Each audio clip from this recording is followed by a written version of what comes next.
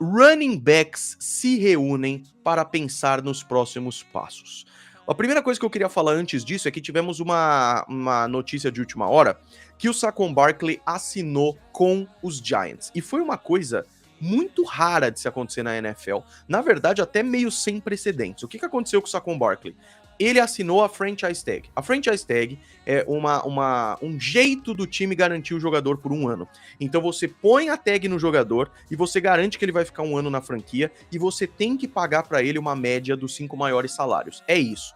Pro jogador não é tão legal, porque ele é obrigado a aceitar, ele se contenta com um salário que talvez em outro time fosse maior e ele fica por um ano. Depois desse ano, ele pode ir embora. Isso acontece quando o contrato dele não foi renovado.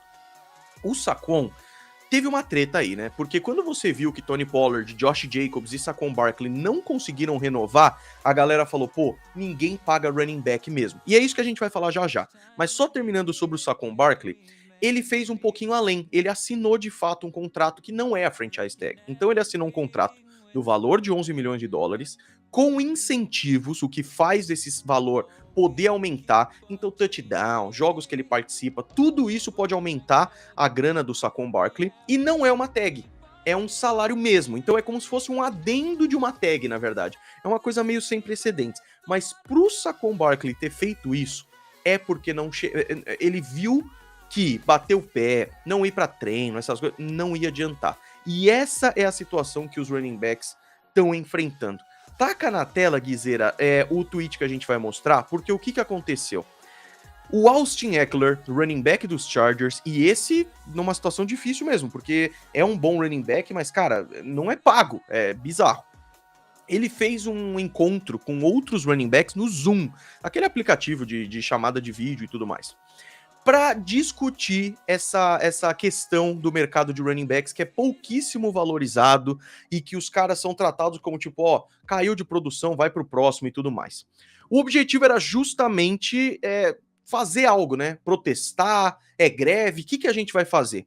Participaram Christian McCaffrey, Tony Pollard, Nick Chubb, vocês estão vendo aí, Joe Mixon, Jonathan Taylor, Derrick Henry, Najee Harris, Aaron Jones, uma galera dos running backs. Teve um deles, se eu não me engano, foi o Derrick Henry, que tava com uma emergência, acabou não participando, alguma coisa assim. E, cara, pelo que falaram dessa reunião, eles chegaram à conclusão que tá difícil. Sabe por quê?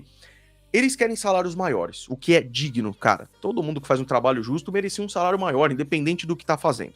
Na NFL, a gente sabe quem são os maiores salários. É quarterback, wide receiver e pass rusher, muitas vezes, e tudo mais.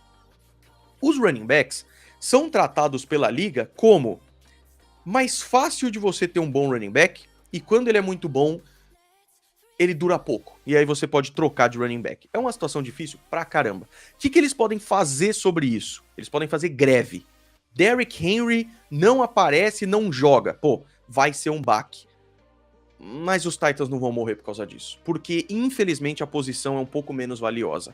E essa é a treta. O que vai acontecer com isso? A gente viu na semana passada o excelente Rafael Kitter falando lá no Twitter que isso pode fazer a posição acabar, como foi com os fullbacks, por exemplo.